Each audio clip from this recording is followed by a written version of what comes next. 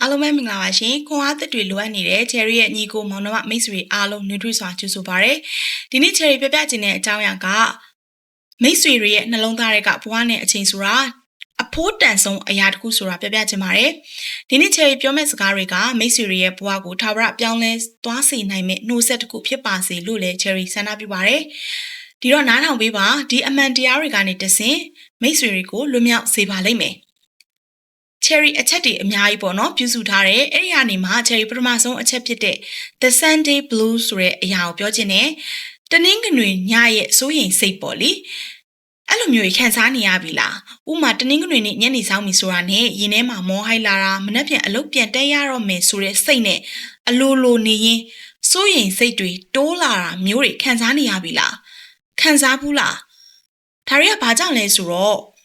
့မိတ်ဆွေတွေရဲ့အလုပ်ခွင်ကစိတ်ညစ်စရာတွေနဲ့ပြည့်နေနေလို့ဒါမှမဟုတ်ရင်အာနာရှင်ဆန်တဲ့အထက်လူကြီးကြောင့်လည်းဖြစ်နိုင်တယ်။ဒါမှမဟုတ်ရင်မိတ်ဆွေလုပ်နေတဲ့အလုပ်ကမိတ်ဆွေတွေရဲ့စိတ်ဝိညာဉ်တွေကိုတဖြည်းဖြည်းနစ်မွန်းလာစေလို့ပြောအဲ့လိုမျိုးဖြစ်လာရင်မှတ်ထားပါမိတ်ဆွေတွေကမိတ်ဆွေတွေရဲ့ကိုယ်ပိုင်ဘဝမှာပရိသတ်တယောက်လိုဘေးကနေပြီးတော့ထိုင်ကြည့်ရသူမဖြစ်ပါစေနဲ့။စက္ကန့်တိုင်းမိနစ်တိုင်းကမိတ်ဆွေပိုင်တဲ့ဘဝပါ။တပားသူစီမံတဲ့ဇက်ညွန်အောက်မှာမိတ်ဆွေတွေရဲ့အသက်ရှူတန်တွေကိုအလဟတမဖြုံးတီးပစ်ပါနဲ့နံပါတ်2အချက်အနေနဲ့ပြောချင်တာကတော့အဲ့လိုမျိုးတွေဖြစ်လာမယ်ဆိုရင်ရွေးချယ်မှုအသစ်တစ်ခုကိုရအောင်လုပ်ပါအဲ့ဒါအရှုံးပေးတာမဟုတ်ပါဘူးရွေးချယ်မှုအသစ်လုပ်တာပါ Cherry ဆိုရင် Cherry အလုပ်ထွက်ခဲ့ရတဲ့နေ့က Cherry ဘွားရဲ့အကောင်းဆုံးနေ့တွေထဲကတစ်ခုဆိုတာ Cherry သဘောပေါက်ခဲ့တယ်လူတွေကတော့ပြောကြလိမ့်မယ် Cherry အရှုံးပေးလိုက်တာလားပေါ့လေမဟုတ်ဘူး Cherry က Cherry ရဲ့မိသားစုနဲ့ Cherry ရဲ့အချိန်အတွက်အမှန်ကန်ဆုံးလမ်းကြောင်းကိုရွေးချယ်ခဲ့တာပါ Cherry ရရှိခဲ့တဲ့ဘဝကလွယ်လွယ်ကူကူနဲ့ရခဲ့တာမဟုတ်ပါဘူးပင်ပင်ပန်းပန်းရုန်းကန်ခဲ့ရတဲ့မိဘနှစ်ပါးကနေပြီးတော့ Cherry မွေးဖွားလာတာပါရွှေစွန်းကိုက်ပြီးတော့မွေးလာတဲ့အထက်မှာ Cherry မပါခဲ့ပါဘူးကံကောင်းတာကပညာရေးကိုတန်ဖိုးထားတဲ့အမေရှိခဲ့တယ်အမေကြောင့်ပဲကိုရီမောင်နှမတွေအကုန်လုံးကဘွဲရပညာတတ်တွေဖြစ်ခဲ့တယ်မိသားစုမှာအငယ်ဆုံးဖြစ်တဲ့အတွက်ကြောင့်ကံကောင်းတာပေါ့လေအခွင့်အရေးရခဲ့တဲ့သူလို့ပြောရမယ်ကိုယ့်ရဲ့အမကလည်း तू ကအလုပ် तू စင်ကာပူမှာလုပ်နေပြီဆိုတော့ကိုယ့်ကို तू ပြန်ပြီးတော့ကြည်နိုင်တယ်ဒါကြောင့်လည်း Cherry Master တက်ခွင့်ရခဲ့တာပါအဲ့ဒီမှာ Cherry Master ပေါ့နော်ဒါပေမဲ့ Scholar တော့ Cherry ရခဲ့တယ် Scholar ဒီပေးတဲ့အကြောင်းမှာ Cherry Master Specialized in Business Management ပေါ့နော် Cherry ရခဲ့တယ်အဲ့ဒီမှာ Cherry Bangkok မှာအလုပ်ဝင်တဲ့3နှစ်ပေါ့နော်အားလုံးပေါင်း Cherry Bangkok မှာ6နှစ်နီးပါးလောက် Cherry နေခဲ့တယ်အဲ့ဒီမှာ2015ခုနှစ်မှာအကုန်လုံးပျော်ရတဲ့နှစ်တစ်နှစ်ပေါ့လေအဲ့ဒီမှာ Cherry တို့ဒီပြည်တော်ပြန်နေအတွက်အရန်ကိုမျက်နှာပွင့်တဲ့နှစ်ပေါ့လေဒီမြန်မာနိုင်ငံကြီးမှာစီးပွားရေးတွေကလည်းတိုးတက်ပြီးတော့နိုင်ငံတကာကနေပြီးတော့ယင်းနှိမ့်မြုပ်နှံမှုတွေလုပ်တဲ့နှစ်တစ်နှစ်ပေါ့နှစ်တွေပေါ့လေနှစ်တစ်နှစ်မဟုတ်ပါဘူးနှစ်ကတောက်လျှောက်ပါ2021မတိုင်ခင်အထိအဲ့လိုကနေပြီးတော့ Cherry အလုပ်လုပ်ရင်းနဲ့ဒီ corporate လောကမှာပေါ့နော်ဒီအလုပ်မထွက်ခင်စက်ကြားမှာ Cherry တွေးမိတဲ့ဟာဘာတွေကို Cherry reflection တွေဖြစ်လဲဆိုတော့ corporate လောကမှာနေ့စဉ်ဖြတ်သန်းနေရတဲ့အချိန်တွေအစည်းအဝေးတွေဒီ email တွေကြားထဲမှာပဲနေ့စဉ်ထပ်တလဲလဲအဲ့ဖြစ်နေတာတန်တရားအဲ့ဒီမှာပိတ်နေမိရယ်ဆိုပြီးတော့ခံစားရတာဒီလိုနဲ့ COVID ကာလမှာ COVID က2019တော့အဲ့လောက်ကြီးယောဂအသစ်ဆန်းမလို့ကြောက်တယ်ဒါပေမဲ့ဒီ COVID center တွေကလည်းရှိရဖားညာဆိုလူတွေအဲ့လောက်ကြီးဝင်မပိသေးဘူးလीเนาะ2022ကတော့အဆိုးဆုံးမှာပတ်စံရှိရင်တော့မှလူအသက်ကယ်ဖို့ကအရန်ခက်ခဲတယ်အောက်ဆီဂျင်တွေကလည်းပြက်လက်ဆေးုံတင်ကျင်တယ်ဆိုလဲအသိရှိမှတင်လို့ရတဲ့ဟာအဲ့ချိန်မှာကို့အဖေက COVID ကောက်ဖြစ်ရုံးကနေဆိုလို့ရှိရင်လဲကို့ခွင့်ကပေးခြင်းတလို့မပေးခြင်းတလို့လူတွေအကုန်လုံးကပြောရရင်နားလဲပါတယ်panic တွေဖြစ်နေတဲ့အချိန်ပေါ့နော် organization ဆိုတာလည်းလူတွေနဲ့လုပ်ထားဆိုတော့ကိုယ့်ရဲ့အထက်လူကြီးကလည်းလူဆိုတော့လူတွေကလူဆိုတော့ပြောရရင်သူတို့မှလည်းကိုတယောက်တည်းကိုနားလည်းမပေးနိုင်ဘူးပေါ့လေဒါကတော့ကိုရီအဲ့လောက်တော့သဘောပေါက်ပါတယ်ဒါပေမဲ့အဲ့မှာ Cherry သဘောပေါက်လိုက်တာကကိုယ့်အတွက်ကိုသဘောပေါက်လိုက်တာအချိန်ဆိုတာမိသားစုပြီးအဖိုးတန်ဆုံးယတနာဆိုတာသဘောပေါက်လိုက်တယ်သင်ခန်းစာတစ်ခုလည်းရှားလိုက်တယ်ဒါနဲ့ဆက်ပြီးတော့ Cherry ပြောချင်တာကကိုကအဲ့လိုမျိုးပေါ့နော်စိတ်တစ်ခုဖြစ်သွားပြီးကိုကပြောင်းလဲခြင်းနဲ့ဆိုတာအလုပ်ပဲဖြစ်ဖြစ်ဒါမှမဟုတ်ကိုပိုင်စီးပွားရေးလုပ်ခြင်းနဲ့ပဲဖြစ်ဖြစ်အဲ့လိုမျိုးဆိုရင် Cherry အခုပြောပြမယ့်နံပါတ်3အချက်အမှတ်ရပါပြီးဆုံးမှစတင်ဖို့မစောင့်ပါနဲ့အဲ့တော့ Cherry အခု mix တွေကိုအခုလိုမျိုးပြန်ပြီးတော့ဝေမျှနိုင်တဲ့ဒီစကားလုံးကလွန်ခဲ့တဲ့2နှစ်က Cherry ကိုယ့်ရဲ့ဘဝတစ်ခုကိုစဖို့ကိုအားပေးခဲ့ရတဲ့စကားလုံးမှာ Cherry စပြီးတော့ဒီ crime လေးတွေကိုပြောတဲ့ channel ကိုလုတ်တုံးအားဆိုရင် cherry မှာပစ္စည်းကရိယာ gadgets တွေကလည်း cherry မှာမကောင်းပါဘူးသူများရဲ့လို့ပတ်စံအလုံးထိန်နဲ့စတဲ့လုပ်ငန်းမဟုတ်တဲ့အတွက်ကြောင့် cherry ပြောရလို့ရှိရင် professional camera ကြီးဝယ်ပြီးတော့လည်းမရိုက်နိုင်ဘူးအဲ့ဒီရိုက်ပုံရိုက်နည်းကိုလည်း cherry ကိုဘယ်သူမှလာပြီးတော့မတင်ပေးခဲ့ပါဘူးအတန်ဖန်နဲ့ဒီ microphone ဆိုလို့ရှင်တော့ cherry ဘိုးရလားမသိဘူးအဲ့ဒါလေးစပြီးတော့ဗောနော်အခုထိလည်း cherry မပြည့်စုံပါဘူး cherry အခုလည်းဝင်ငွေတွေအများကြီးကောင်းနေပြီးတော့အဲ့လိုမဟုတ်ပါဘူးဒါပေမဲ့ဝင်ငွေတွေရလာတော့ကိုကနည်းနည်းစိတ်အားထက်သန်တာပေါ့နော် cherry ရှိခဲ့တဲ့ဒီ HR ဆိုလဲ HR နယ်ပယ်ကအကြောင်းတွေကို cherry ပြချင်တယ်နောက်ပြီးတော့မြန်မာနိုင်ငံထဲမှာအခုကိုရီလိုမျိုးပဲ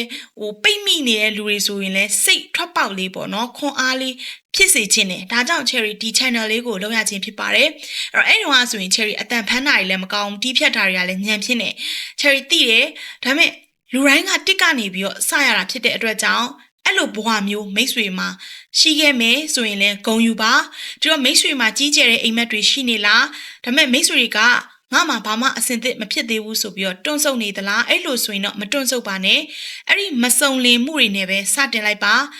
လမ်းလျှောက်ရင်းနဲ့ပဲလမ်းကပြင်ယူလို့ရပါတယ်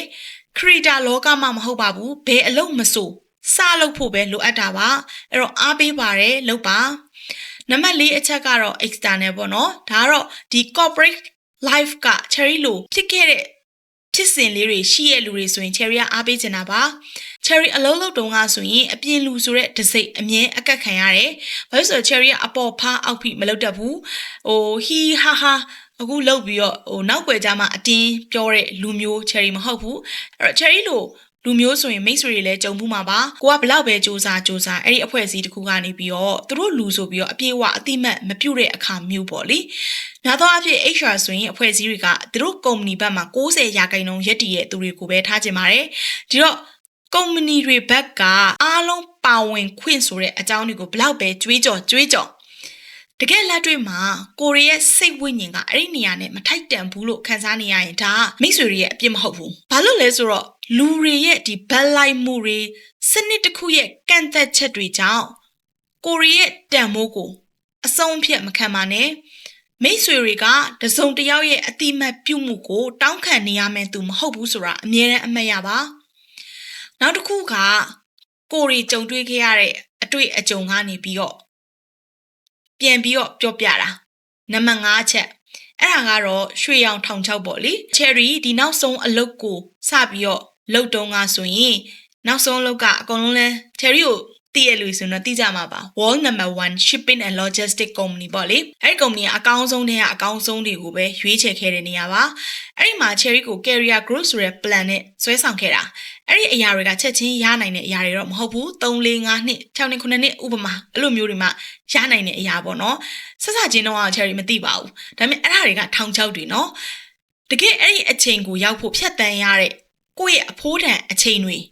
ဒါတွေကိုငရဲကြတယ်လို့ပေါ့နော်အရှင်လက်အလောင်ခံနေရတာလား cherry ကဒါတွေကိုနော်ဘဝနဲ့ယဉ်ပြီးတော့ရခဲ့တဲ့သင်ခန်းစာတွေမှလို့အခုလိုပြောပြနိုင်တာအခုအဲ့လိုမျိုးကြုံတွေ့နေရတဲ့လူတွေဆိုရင်မြန်အခြေအနေတစ်ခုကို realistic ဖြစ်အောင် cherry ကနေပြီးတော့ဒါပြောပြနေရပါအဲ့လိုမျိုးဆိုရင်အဲ့နေရာကနေပြီးတော့ယုံထဖို့စူးစမ်းပါငွေကြေးဆိုတာလိုအပ်ပါတယ်ယာတုဆိုတာလိုအပ်ပါတယ်တမန်အာစီဝရှာနိုင်တဲ့ငွေကြေးဆိုရင်ဘယ်ဟာမဆိုတန်ဖိုးရှိပါတယ်ပေးအပ်တဲ့ယာတုပေါ်မှာလှုပ်ဆောင်ခြင်းနဲ့ခေါင်းဆောင်မှန်သမျှအတွက်ကလည်းယာတုဆိုတာလိုအပ်ပါတယ်ယာတုဆိုတာတန်ဖိုးရှိပါတယ်ဒါပေမဲ့ကိုယ့်ရဲ့ဒီစိတ်ကြမ်းမာရေးနဲ့မိသားစုထက်တော့ဘယ်အရာကမှမပိုပါစေနဲ့နံပါတ်6အနေနဲ့ကတော့လူတွေမဟုတ်ဘဲနဲ့စက်ရုပ်ဖြစ်သွားတဲ့အခါမျိုးတွေcherry အဲ့အလုပ်မှာဆိုရင်3နှစ်လုံးပေါ့နော်လူ3ယောက်စာလောက်ရှိအလုပ်ကိုတစ်ယောက်တည်းလုပ်ခဲ့ရပါတယ်အလုပ်ချိန်ကတပတ်ကိုသူတို့ကဘလောက်ဆိုပြီးတော့ရှိရဆိုပေမဲ့ cherry အလုပ်လုပ်ရတဲ့အချိန်ကတပတ်ကိုနာရီ60မကအောင်အိမ်ပြန်ဝိုင်းရင်လဲ cherry လုပ်ရတာပဲပေးရိုးတွေလည်းတွက်ရတာပဲ3နှစ်ပြည့်ပြီးတော့အခါကြမှသာပေးရိုးဆိုရင်ပေးရိုးတက်ပေါ့နော်အဲ့လိုမျိုးထွက်လာတာအဲ့3နှစ်အတွင်းမှာတော့ cherry ထားတယ်အကုန်လုံးငင်းကန်တင်ကြုံအကုန်လုံးရတယ်ကိုယ့်ရဲ့အဲ့တော့ကလောဘကလည်းဘာလဲဆိုတော့သူတို့ပြောတဲ့ career group ကို cherry ကအရန်ကိုမှတ်ခဲ့တာလေလာစာဘလောက်ပဲဖြစ်ဖြစ်ကိုမဖြစ်ဘူးအဓိကခေါင်းဆောင်ဖြစ်ချင်တာလားအဲ့လိုမျိုးပြောရမှာပေါ့လေကိုအရန်လှုပ်ချင်တာအခုနားထောင်နေတဲ့မိတ်ဆွေကိုပြောချင်တာက အလုတ်ခွင်မှာအကောင်းဆုံးဖြစ်ချင်လို့စ조사ရာကနေပြီးတော့ပြန်မြအဆင့်ပဲရှိတော့တယ်ဆိုပြီးတော့ကိုယ့်ကိုခံစားနေရပြီလားလူတိုင်းကတယောက်ကိုတယောက်ကြော်တက်ဖို့တယောက်ကိုတယောက်တိုက်ခိုက်ဖို့စ조사နေရတဲ့ဒီအောက်ဆုံးကိုပြိုင်တူဆင်းနေတဲ့ပြိုင်ပွဲထဲမှာကိုရီရောက်နေပြီလားဒါကိုသုံးသပ်ဖို့လိုပါတယ်နံပါတ်9ကတော့ကြောက်ရွံ့ခြင်းကကိုရီကိုမောင်းနေတဲ့အရာမဖြစ်ပါစေနဲ့ Cherry အဆိုးဆုံးခံစားခဲ့ရတာကလေ Cherry အလုံးလုံးနေတဲ့ကာလတစ်လျှောက်လုံးမှာဒီ poor performance ပေါ့နော်အဲ့ဒီအောက်ဆုံး10%ခိုင်နှုန်းစင်းနဲ့ကိုမပါအောင်ကြောက်စိတ်နဲ့အလုံးလုံးနေရတာအလုတ်ကကောင်းကောင်းကိုကလုံနေတော့မှအဲ့ဒီစင်းနဲ့ပါသွားမအောင်ကြောက်နေရတဲ့ဘိုးဟာအဲ့ဒါအရင်ကစိတ်ပြတ်ဖို့ကောင်းတယ်နော်ဘာလို့အဲ့ဒါကိုကြောက်လဲဆိုတော့အဲ့ထဲမှာပါသွားရင် bonus မရဘူးအဲ့ထဲမှာပါသွားလို့ရှိရင် next year salary incremental ရမှာမဟုတ်ဘူးဒီတော့အဲ့လိုမျိုးမဖြစ်အောင်ကိုရီးယားကြောက်လန့်နေရတဲ့ဘွားကိုကအလုတ်ကောင်းကောင်းလုပ်ရင်တော့မှကိုယ့်ရဲ့အထက်လူကြီးနဲ့အဆင်မပြေလို့ရှိရင်ကိုရီးယားကြောက်ရသေးတယ်နောက်ပြီးအထက်လူကြီးဆိုတဲ့လူတွေကလည်းသူတို့ရဲ့အမားကိုဖုံးဖို့လိန်ညာတယ်ဒီလုတ်ဖို့ကိုင်ဘက်အချင်းချင်းကိုလည်းခြေထိုးတယ်အထက်လူကြီးတိုင်းကစိတ်တဘောသားပြေဝတဲ့လူမဟုတ်ဘူးเนาะဒီ psychological ကို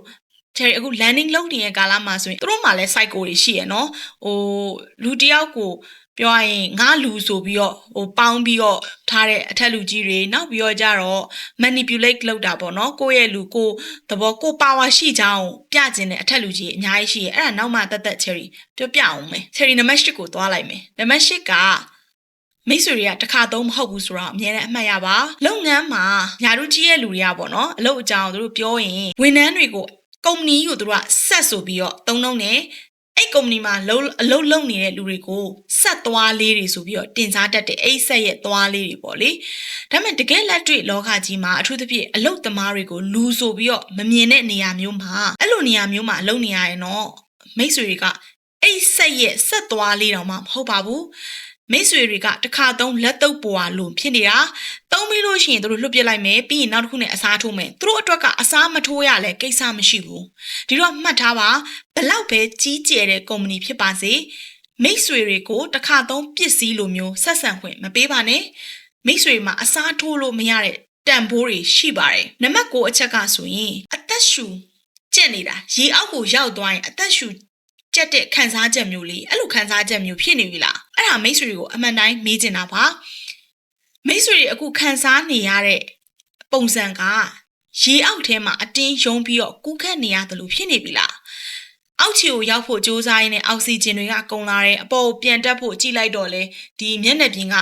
ပေတရာလောက်ဝေးနေတယ်လို့ခံစားရတယ်ကိုအသက်ရှင်ဖို့အတွက်အားကုန်သုံးပြီးတော့ရုန်းကန်နေရလို့မိတ်ဆွေတွေရဲ့အဆုတ်ကလေးကိုအတင်းတောင်းဆိုအော်ဟစ်နေတယ်လို့ဖြစ်နေပြီလား